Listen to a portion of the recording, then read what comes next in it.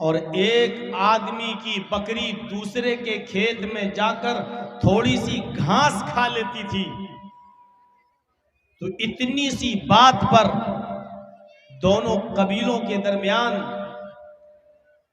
27 साल तक जंग होना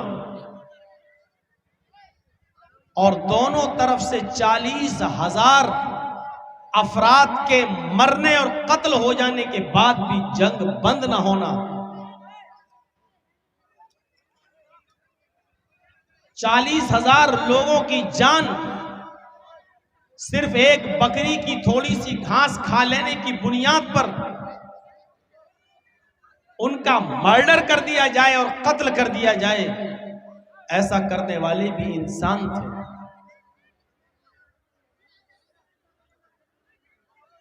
लेकिन उस इंसानियत में और आज की इंसानियत में जरा फर्क देखिए।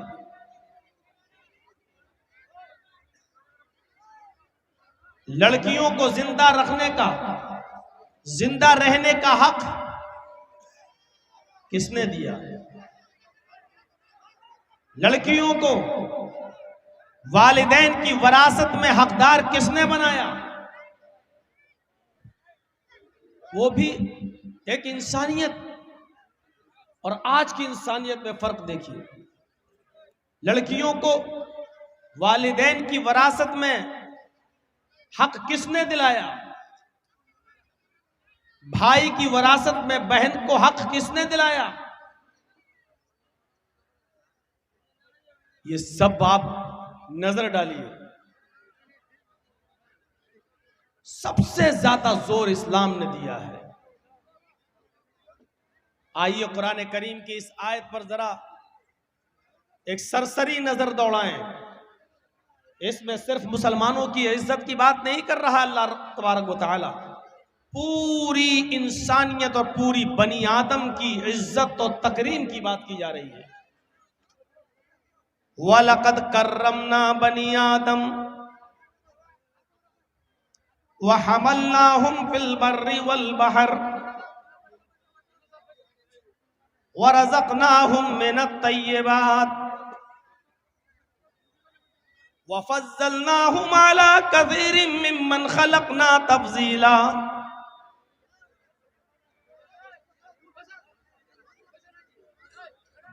पूरी आयत आपके सामने पढ़ दी और देखिए इस आयत के तर्जमे पर, वलक़द कर्रमना बनी आदम, हमने बनु आदम को, बनी आदम को मुकर्रम बनाया, इज्जत बख्शी।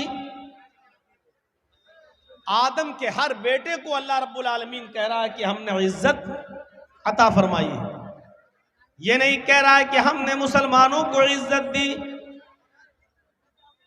काफिरों को जलील किया, ये नहीं कह रहा, बल्कि क्या कहा जा रहा है? वलक़द कर्रमना बनी आदम, हमने बनी आदम को, आदम के हर बेटे को, आदम की औलाद को हमने इज्जत दी, यानी पूरी इंसानियत को मुकर्रम बनाया। हिंदू को भी इज्जत दी, मुसलमान को भी इज्जत दी, सिख को भी इज्जत दी, इसलिए कि वो इंसान है और इंसान इज्जत करने के लायक है। बिना किसी सबब के और बिना किसी बात के आप किसी गैर मुस्लिम को न तो गाली दे सकते हो, न मार सकते हो, न उसको उसके घर से निकाल सकते हो, न उसके अधिकार छीन सकते हो।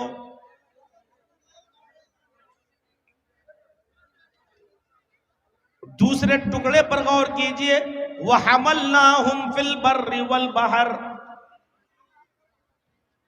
जमीन के ऊपर या समंदर के ऊपर जो सवारियां चलती हैं, समंदर में पानी के जहाज, बड़े बड़े शिप, नाव, स्टीमर, और सड़कों पर जो सवारियां चलती हैं, बसें हो, ट्रेनें हो, कारें हो, बैलगाड़ियां हो, तांगे हो, जो भी हो, अल्लाह कहता है कि हमने समंदर के अंदर भी और खुश्की के ऊपर भी हमने उनको सवार किया है। यानी ये सारी की सारी चीजें हमने बनी आदम के लिए बनाई है, किसी एक कौम के लिए नहीं। सिर्फ मुसलमान ही ट्रेन में चल सकता है? नहीं, गैर मुस्लिम भी चलेगा। समंदर के जहाजों में सिर्फ मुसलमान ही सफर नहीं करता, गैर मुस्लिम भी सफर करता है। हमने ये सारी की सारी चीजें इंसानों के लिए बनाई हैं, इंसानों को हमने इज्जत दी है, और हमने समंदर में भी, तरी में भी और खुश्की में भी हमने उनको सवार किया है। कोई भेदभाव नहीं है किसी कुदरती चीज में, किसी कुदरती चीज में कोई भेदभाव नहीं है।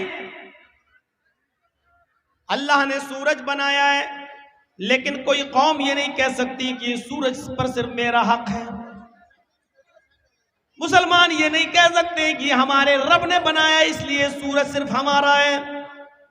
सूरज की रोशनी हिंदुओं को भी मिलती है, मुसलमानों को भी मिलती है, सिखों को भी मिलती है, ईसाइयों को भी मिलती है, जैनियों को भी मिलती है। सब उससे मुस्तफीज हो रहे हैं, फायदा उठा रहे हैं। चांद बनाया, सब उससे फायदा उठा रहे हैं।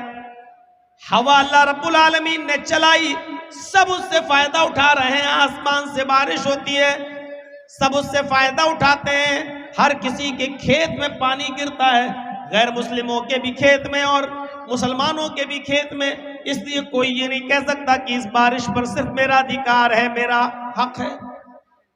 गौर कीजिए अल्लाह रब्बुल आलमीन ने क्या कहा है, वलक़द कर्रमना बनी आदम, हमने बनु आदम को इज्जत से नवाजा है, मुकर्रम बनाया है। हमने उनको जमीन पर भी और समंदर के अंदर भी हमने उनको सवारियां दी, हमने उनको उठाया है, हमने उनको सवार किया है। तीसरे टुकड़े पर गौर कीजिए, वरज़क़नाहुम मिनत तय्यिबात, हमने उनको पाकीज़ा रोजी दी है। मेहनत करके कोई भी कमा सकता है, ये हलाल रोजी के दरवाजे हमने मुसलमानों के लिए भी और गैर मुस्लिमों के लिए, सबके लिए हमने अता किए। किसी एक की इजारादारी नहीं है। रिक्शा चलाकर कोई मुसलमान ये नहीं कह सकता है ये मेहनत की कमाई सिर्फ खाने का हक मैं ही रखता हूं। गैर मुस्लिम भी मेहनत कर सकता और करता है। वरज़क़नाहुम मिनत तय्यिबात, हमने पाकीज़ा रोजी भी हमने उनको दी है। वफ़ज़्ज़लनाहुम अला कसीरिम मिम्मन खलक़ना तफ़ज़ीला, दुनिया में हमने जो मखलूक़ात पैदा किए हैं, जो मखलूक हमने पैदा किए हैं, उन तमाम मखलूक़ात में हमने इंसानों को हमने फजीलत अता फरमाई है। सिर्फ मुसलमानों को नहीं कहा, सबको कहा कि हमने और दूसरी तमाम मखलूक़ात पर हमने इंसान को फजीलत अता की है, श्रेष्ठता दिया है, एक मकाम दिया है, एक दर्जा दिया है। और दूसरी मखलूक़ात पर बनु आदम, आदम के बेटे, आदम की औलाद फजीलत रखती है। कुरान की इस आयत ने इंसानियत का ऐसा सबक दिया है हमें कि हम ये कह ही नहीं सकते कि ये सारी चीजें सिर्फ मुसलमानों के लिए, ना आप किसी से छीन सकते हैं। गैर मुस्लिम मेहनत करता है, उसका मकान अच्छा बन रहा है, आपको भी हक है कि आप उससे ज्यादा मेहनत करके उससे अच्छा मकान बनाइए। वो जितना कमाता है आप उससे ज्यादा कमाइए, ये हक तो है आपको। लेकिन किसी से कोई चीज छीनने का हक और पावर नहीं है। इज्जत अल्लाह ने सबको अता फरमाई है। जिस तरह हमें अपनी इज्जत प्यारी है, उनको भी अपनी इज्जत प्यारी है। जिस तरह हमें अपना घर मकान प्यारा है, उनको भी अपना घर मकान प्यारा है। इसलिए जज्बात का एहतराम करना चाहिए, किसी के जज्बात से नहीं खेलना चाहिए। कुरान आप पढ़ेंगे तो आपको पता चलेगा कि कुरान सारी दुनिया की इंसानियत को एक खानदान से जोड़ता है, एक खानदानी बताता है, आपस में रिश्ता जोड़ता है हमारा। अब इधर क्या हो गया?